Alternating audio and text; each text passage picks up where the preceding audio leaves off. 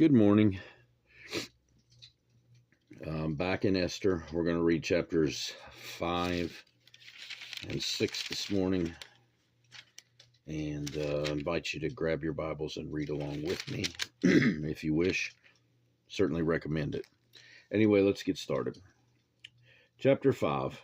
Now it happened on the third day that Esther put on her royal robes and stood in the inner court of the king's palace, across from the king's house, while the king sat at his royal throne in the royal house, facing the entrance of the house. So it was when the king saw Queen Esther standing in the court, that she found favor in his sight, and the king held out to Esther the golden scepter that was in his hand. Then Esther went near and touched the top of the scepter. And the king said to her, "What do you wish, Queen Esther? What is your request? It shall be given to you up to half the kingdom." So Esther answered, "If it pleases the king, let the king and Haman come here today to the banquet that I have prepared for him." Then the king said, "Bring Haman quickly, that he may do as Esther has said." So the king and Haman went to the banquet that Esther had prepared. At the banquet of wine, the king said to Esther, "What is your petition? It shall be granted you. What is your request? Up to half the kingdom. It shall be done." Then Esther answered and said, "My petition and request is this: if I have found favor in the sight of the king, and if it pleases the king to grant my petition and fulfill my request, then let the king and Haman come to the banquet which I will prepare for them, and tomorrow I will do as the king has said." So Haman went out that day joyful and with a glad heart. But when Haman saw Mordecai in the king's gate, and that he did not stand or tremble before him, he was filled with indignation against Mordecai. Nevertheless, Haman restrained himself and went home, and he sent and called his friends and his wife Zeresh. Then Haman told them of his great riches, the multitude of his children, everything in which the king had promoted him, how he had advanced him above the officials and servants of the king.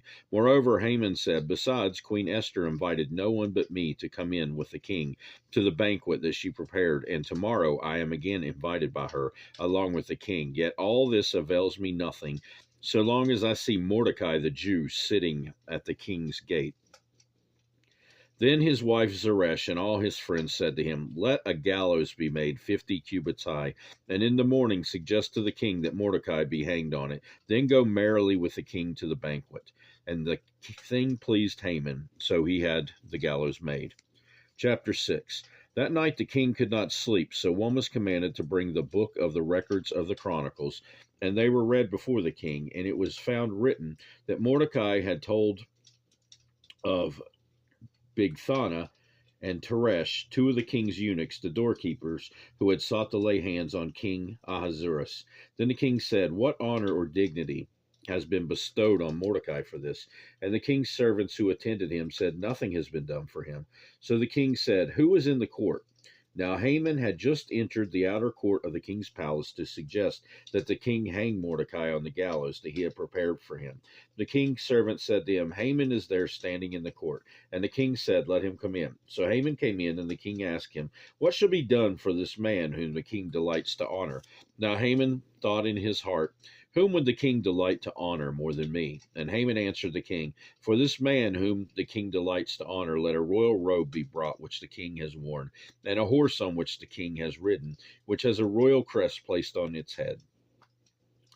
Then let the robe and the horse be delivered into the hand of one of the king's most noble princes, that he may array the man whom the king delights to honor.